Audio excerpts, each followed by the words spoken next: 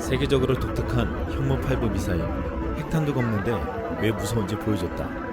이 미사일은 이동식 바퀴 발사대와 아스날 함선에서 발사될 예정이다. 한국은 이걸 200기 이상 보유할 계획이다.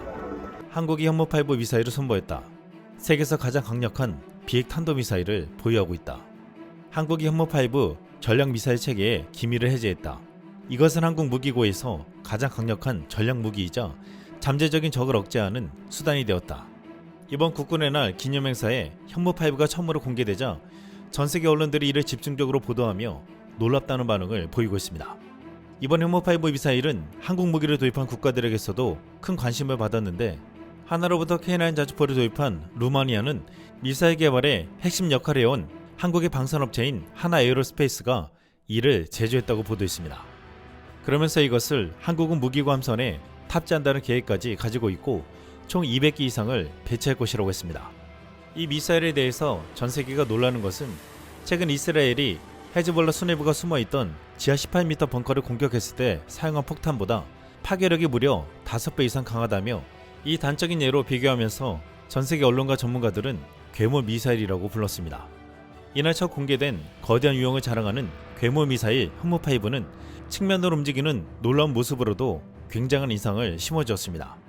지난해 국군의 날 기념행사 때 처음 공개된 현무4는 탄두 중량이 2톤이었는데, 이번에 첫 선을 보이는 현무8부는 탄두 중량이 세계 최고 수준인 8톤에 달했습니다. 5개 축, 10개의 바퀴를 장착한 차량으로 운반했던 지난해 현무4와 달리 이번에 현무8부를 위해 9개의 축, 18개 바퀴로 구성된 초대형 차량이 등장했습니다. 이 차량은 일반 트럭처럼 좌회전, 우회전이 어려워서 바퀴 전체를 동시에 움직여 마치 개가 걷는 것처럼 옆으로 움직이는 모습을 보여줬습니다. 이 때문에 한 언론은 현무8부가 첫 공개에서 개걸음쇼를 보여줬다고 말했습니다. 글로벌 커뮤니티 레딧에서는 이 장면의 영상이 올라가자 해외 네티즌들은 이렇게 반응했습니다. 이건 빠르게 움직이며 미사일을 쏠 수 있다. 한국의 기술 트리는 미친 것 같아. 진정한 한국의 독창성을 보여주는 작품이다.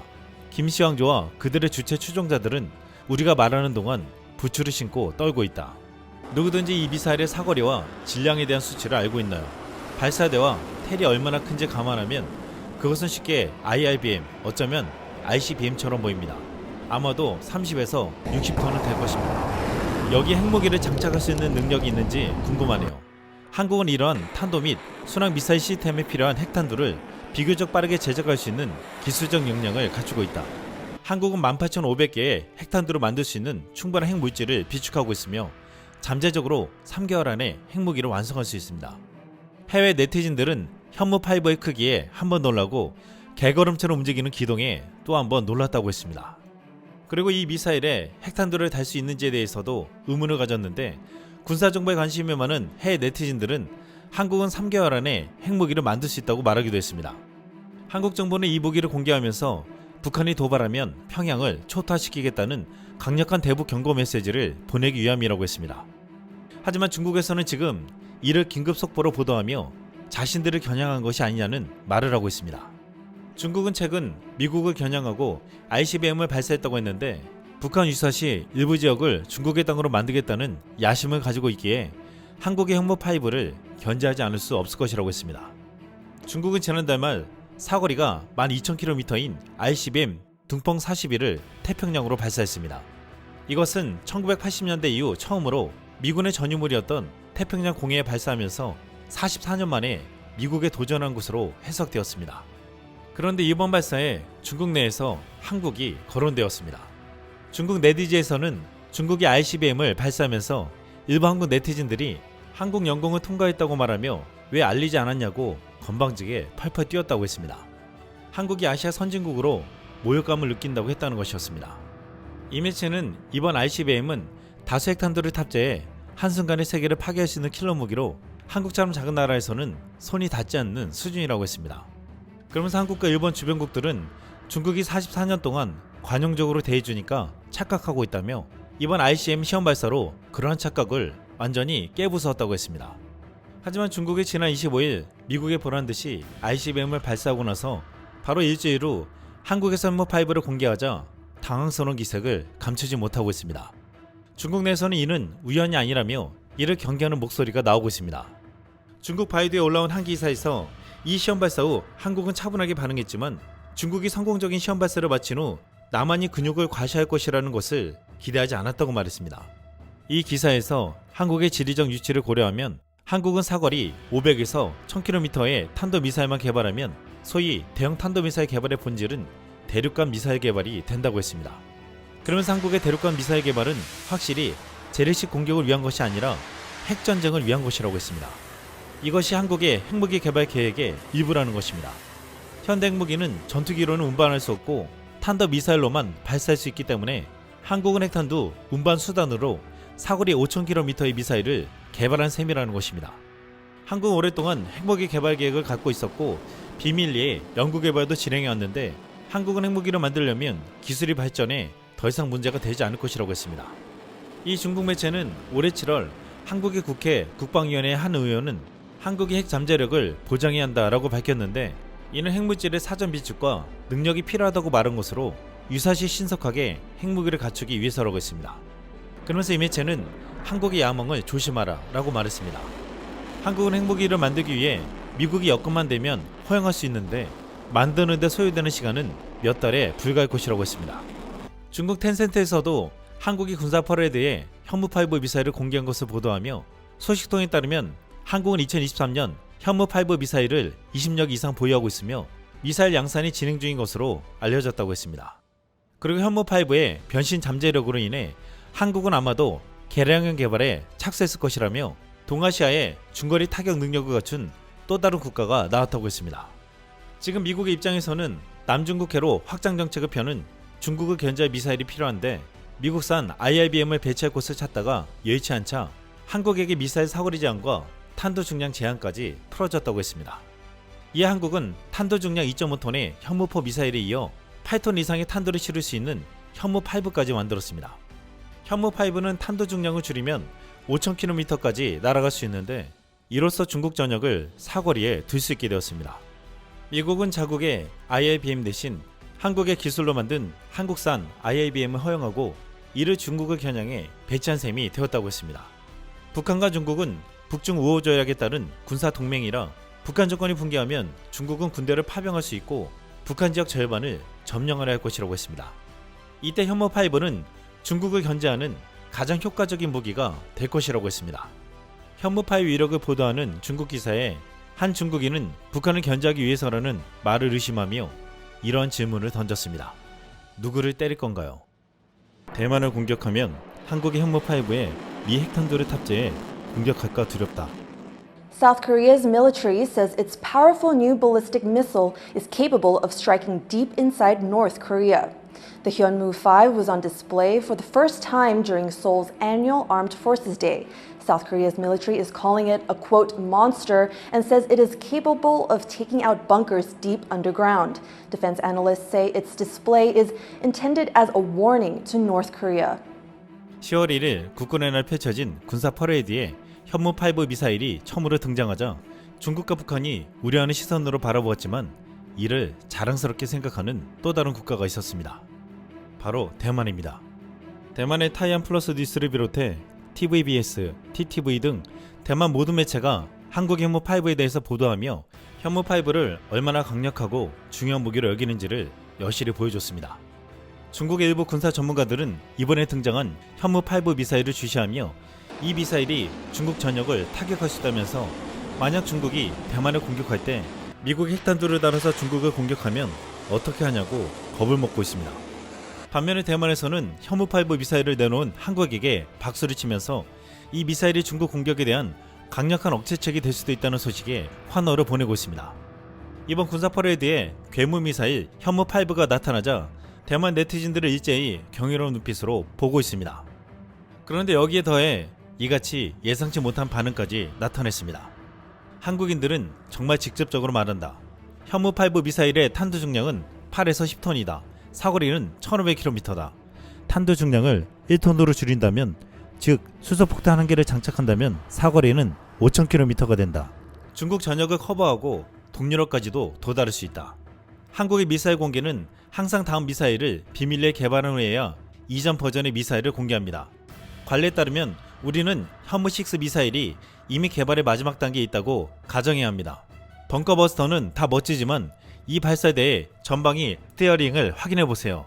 그것이 북한에 대한 진짜 플렉스입니다. 중국 서우닷컴에서는 현무5가 등장하고 난 다음날 한국이 세간의 이목을 끄는 현무5 미사일을 전시, 둥펑 26 미사일 1.5배 무게, 사거리 800km 라는 제목의 기사가 올라왔습니다. 이 기사에서 당초 한국은 현무5는 북한의 지하 벙커를 파괴할 목적으로 만들어졌으며 탄도 중량 8톤에 사거리가 300km에 불과하다고 주장하였으나 최근에는 탄도 중량을 1톤으로 낮출 경우 사거리가 5,500km까지 늘어난다고 밝혔다고 했습니다. 이 기사에서 한국이 이 전략무기를 개발하는 목적이 무엇인가 라고 질문하면서 현무5 미사일의 사거리는 이미 일본과 북한 전역은 물론 중국 북부의 중요한 중대형 도시와 선양, 베이징, 상하이, 텐진, 스탄성 등 중국의 전 지역을 공격할 수 있다고 했습니다. 1에서 2톤 장전량의 탄두를 사용해 표적을 타격하더라도 구름 폭발탄, 소위탄, 지구 관통 폭탄 등 특수 탄두를 교체하면 중국에 막대한 피해를 입힐 수 있다고 했습니다. 한국이 이런 능력을 갖게 되면서 중국의 경기와 산업벨트 안보를 위협하고 있는 만큼 이를 주목하지 않을 수 없다고 말했습니다. 한국이 장거리 타격 능력을 갖추게 되면서 실감하지 못했지만 군사대결의 마차에 올라탔다고 표현했습니다. 놀라운 것은 현무5가 공개되고 나자 중국의 군사 전문가들은 중국 방송에 나가서 미국의 핵미사일보다 한국군의 현무5가 중국군에게는 더욱더 위협적이라고 말했다는 것입니다. 중국의 한 군사 전문가는 미군의 핵무기는 공중에서 폭발하기 때문에 지상의 모든 물체가 핵폭풍에 의해서 사라진다 하더라도 중국군 수뇌부가 지하 벙커에 숨을 경우 모두 무사할 수 있다고 했습니다.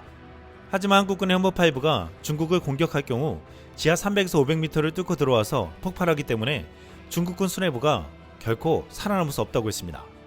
또 다른 군사 전문가는 탄두 중량 8톤의 쇳덩어리가 마하십 이상으로 내리꽂으면 소형 행성이 지면에 충돌하는 것과 같아 이 충격파로 인해서 웬만한 도시 하나는 초토화되며 반경 수십 킬로미터 안에 있는 건물 및 생명체는 무사하지 못할 것이라고 했습니다.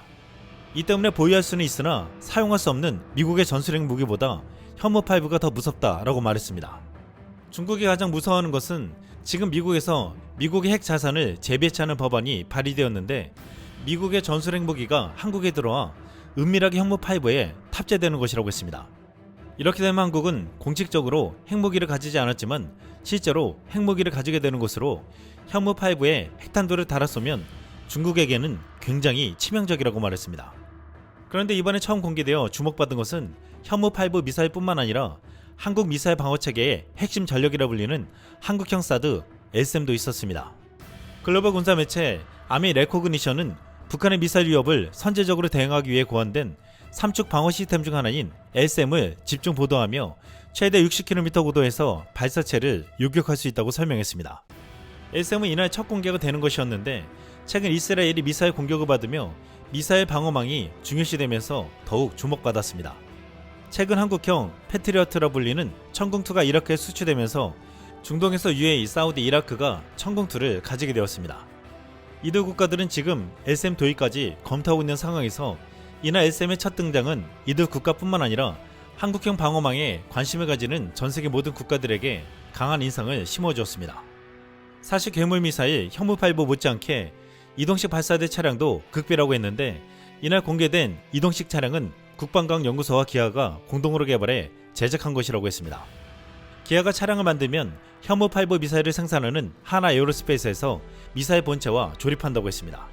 한 대만 네티즌은 현무5가 이동하는 것을 보고 한국, 유럽에서 새 트럭 구입이라고 말하자 다른 대만 네티즌이 한국 자동차 제조사가 만드는 걸 우리는 분명히 알고 있는데 왜 그렇게 질투하는지, 열병식에 나오는 차량은 모두 한국 제품이고 한국 산업은 이제 일본을 능가했다 라고 일침을 놓았습니다. 전 세계에서 가장 무거운 미사일 탄두 중량 9톤에 36톤급 이상의 현무5의 무게를 감당하려면 엄청난 고출력 엔진과 기술이 필요한데 기아차는 이를 완벽하게 해냈다고 했습니다. 세계적인 자동차 기업이 된 현대차 그룹의 기술은 지금 한국이 세계적인 무기를 만드는 근간이 되고 있습니다. 10월 1일 군사 퍼레이드에 이어 2일부터는 충남 계룡시에서 역대 최대 규모로 열리는 2024 대한민국 국제방산전시회가 개최되었습니다. 여기서 기아는 중형 표준차 5톤과 수소 경전술 차량의 실물을 처음으로 공개해 주목받았습니다. 한국항공우주산업과 기아는 새로운 드론 운반 차량을 선보이기도 했는데 마치 천무 단정 로켓에서 미사일을 발사하듯 최대 20대의 드론을 발사하는 차량이었습니다. 한국은 최신 전쟁의 트렌드를 바로 반영한다며 이를 보는 해외 전문가들에게 큰 놀라움을 주었습니다. 무엇보다 이번 전시회에서 가장 주목을 받은 것은 하나 에어로스페이스의 야심작으로 최초 공개된 K9A3였습니다. 하나가의 경쟁자들을 따돌리기 위해 선택한 혁신은 세계 최초의 유무인 복합 자주포였습니다. K9A3는 세계 최초의 유무인 복합 자주포로 한 명의 승무원이 자주포 한 대를 통제하거나 상황에 따라 몇 명이 자주포 한 개 대대 전체를 통제할 수 있는 자동 운영 기능을 갖췄습니다. 이 K9A3는 K9 플랫폼의 진화 중 일부로 이미 K9을 도입한 국가들을 비롯해 포병 전력의 중요성을 인지한 많은 국가들이 앞으로 도입할 것으로 전망하고 있습니다. 한국은 이번 군사 퍼레이드에 그동안 개발해 완성한 무기들을 최초로 공개해 전세계 관심을 받았고 바로 국내 최대 방산 전시회를 열어 전세계 국가들에게 한국 무기를 알리는 놀라운 마케팅 전략을 구사하고 있습니다. 한국이 보여주는 무기 개발 속도와 수준은 지금 북한은 물론 중국을 긴장하게 만들고 있습니다. 이번에 현무5가 첫 공개되자 한한국 네티즌은 중국이 더 무서워할 말을 이렇게 서슴없이 말했습니다. 현무5 공개한 것 보니 현무6 개발 끝났구나. 도로에서 매우 긴 자동차를 운전하고 있다고 상상해봐라. 특히 커브를 만나거나 급회전해야 할 때 제어하기가 어려울 것이다.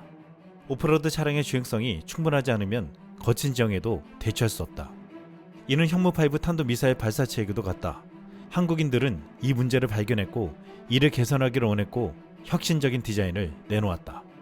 이번 국군의 날 행사에서 첫 등장한 현무5는 8톤이 넘는 탄두로 거대한 미사일의 위용을 자랑했지만 이 못지않게 발사 차량이 직선 주행을 하며 18개 타이어를 45도로 꺾어 대각선으로 이동하는 측면 기동 능력까지 선보였습니다.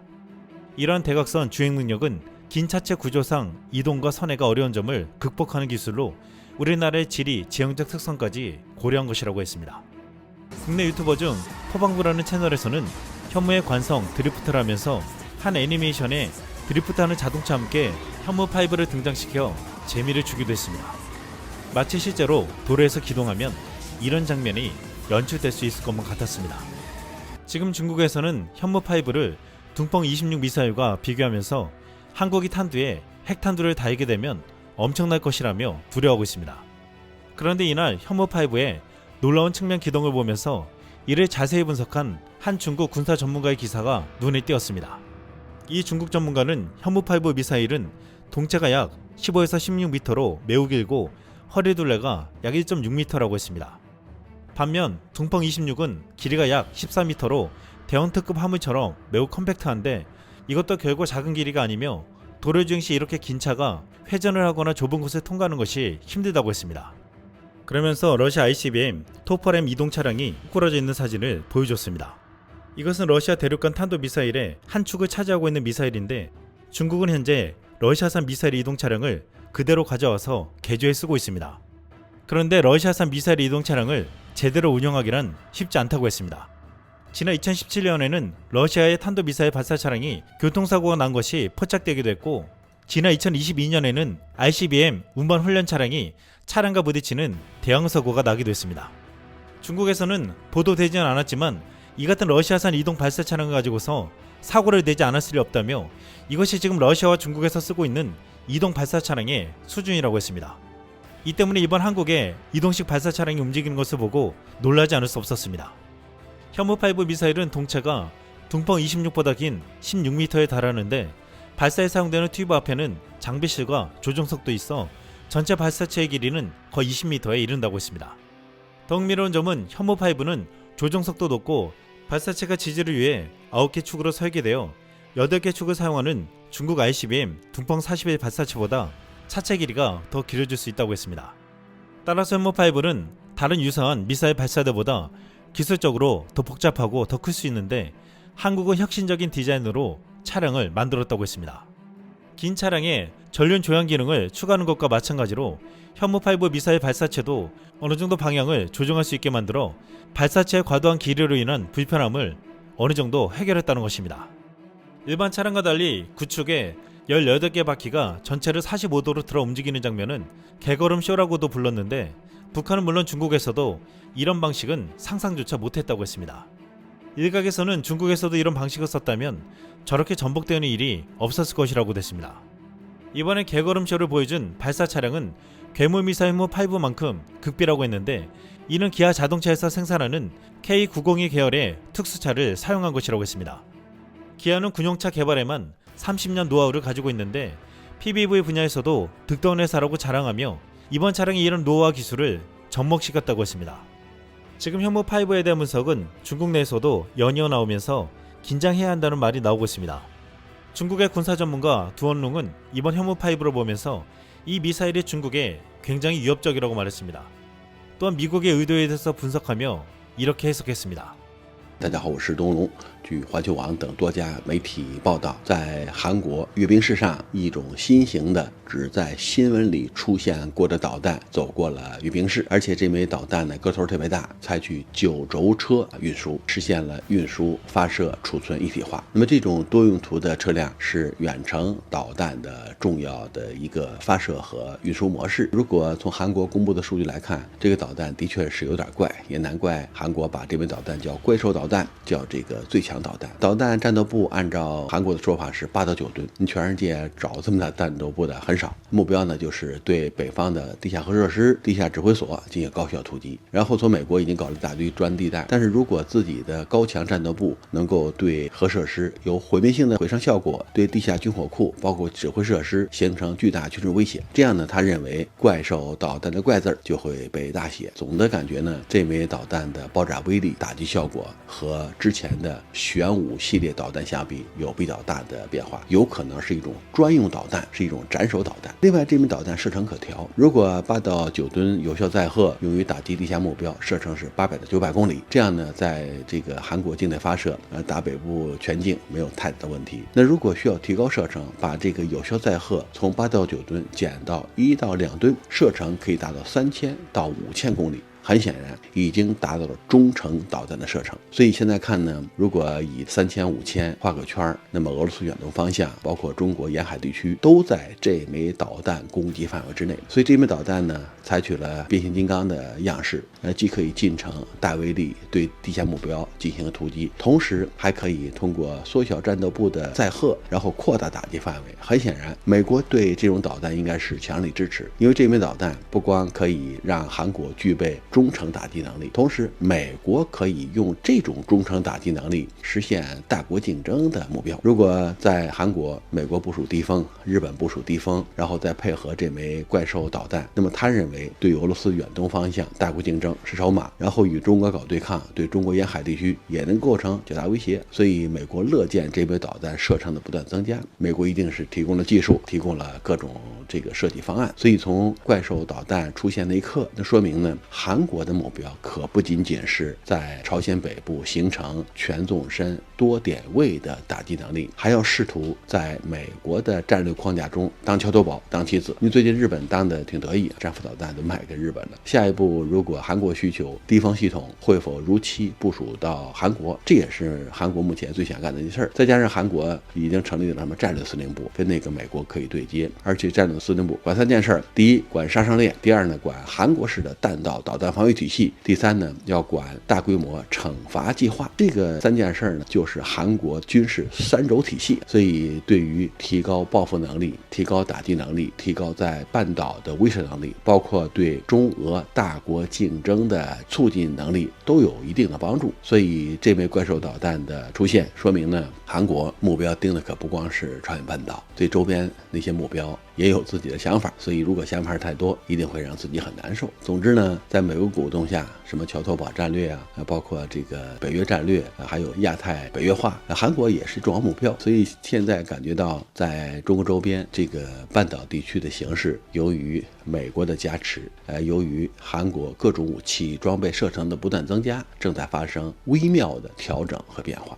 중국의 많은 동영상 사이트에서는 한국군의 군사 퍼레이드 장면에 장엄한 음악을 깔아서 업로드하며 거대한 현무5가 등장하는 모습을 웅장하게 보여주었습니다. 중국의 네티즌들은 현무5 미사일을 보면서 유독 일본과 비교했는데 한국은 모든 미사일이 있다, 일본에는 없다. 한국의 군사력과 무기 위협은 과소평가할 수 없다. 최소한 일본보다 강하다라고 반응했습니다. 중국에서는 현무5를 두고 5,000km까지 날아갈 수 있는 중국산 중거리 탄도미사일 둥펑 26과 비교했는데 발사 충격을 흡수하기 위해 콜드런치 방식은 ICBM 둥펑 31과도 유사하다고 했습니다. 한 네티즌이 이번에 중국이 태평양으로 발사한 둥펑 31과 현무5의 길이를 비교했는데 길이가 거의 비슷했습니다. 또한 중국에서는 현무5 초대형 탄두의 설계도 놀랍다고 했는데 한국은 탄두에 연료 대신 폭탄을 보관하는데 더 많은 공간을 사용했다고 했습니다. 일반적으로 미사일은 비행할 때 연료와 폭탄이 들어가는 부분으로 나뉘는데 한국은 원래 출력에 사용되었던 부분을 폭탄으로 채워진 컨테이너로 변경했다고 했습니다. 중국 전문가들은 이것은 중국군이 생각해내기 쉽지 않은 방식으로 한국이 고정관념에서 벗어나 기존 기술을 혁신적으로 활용하여 새로운 기능을 구현하는 능력은 칭찬할 만하다고 말했습니다. 이렇게 중국의 전문가들은 현무5와 이동식 발사대는 우리가 생각할 수 없는 수준이라고 놀라면서 지금 이 무기가 중국을 겨냥하고 있다며 한국을 만만히 보면 안 된다고 말하고 있습니다. 국내에서는 이것이 북한 유사시 중국이 함부로 내려올 수 없는 강력한 억제책이 될 것이라고 보고 있습니다. 이상 쓸망이었습니다.